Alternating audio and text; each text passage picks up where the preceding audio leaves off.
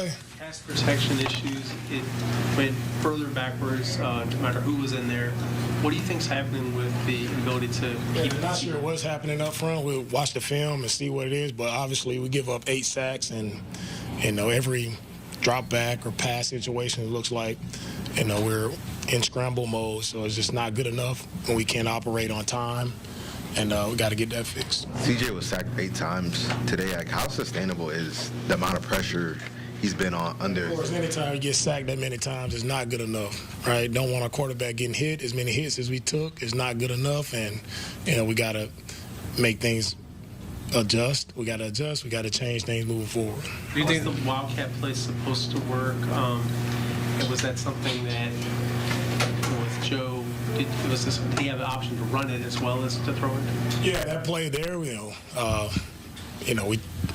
Joe takes the ball and he's, simulating a run there and trying to get a throw to CJ.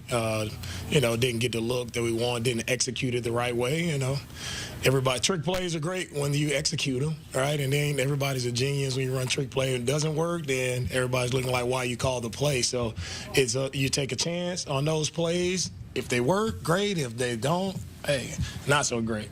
With the constant amount of pressure that CJ's under, do you think that it's starting to affect him in the pocket? There was times tonight that he missed some open throws. Yeah, just like anyone, guys. I feel like anytime you're getting pressured that much or you're getting hit, it's going to affect any quarterback, right? That's always the game plan defensively, is try to, fluster the quarterback, and that's what they did today. Do you feel like at that moment on a 10-yard line, calling a Wildcat play, like a trick play, was kind of worth the risk reward, because the next play he gets sacked, and then, things kind of teeter from there? Yeah, I think you can take that play, guys, and make it however you want to. It's one play in the game. If we score on that play, then you guys are saying a great call. So, the play didn't work. We tried to play, it didn't work. That isn't indicative of the game. There are a lot of plays to be made.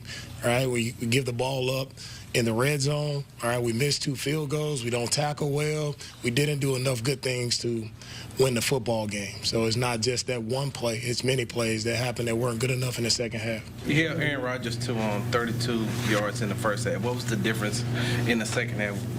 What was the defensive adjustments that didn't work in the second half? The first half, we covered really well. Right, this game, we knew it would come down to winning our one-on-one opportunities. Right, we knew our guys would be singled up on the outside. We had to win those one-on-one matchups. We won them in the first half. Came out in the second half. Right, we didn't stop the run, and that was the key. That was the focus. That's what we spoke about coming out of the half. And we didn't tackle well. So you don't tackle, right? They could just continue to run the ball, and they were in control there. And when the passes went up in the second half, we didn't win those passes. It was the same matchups we had in the first half. They made plays in the second half, and we didn't.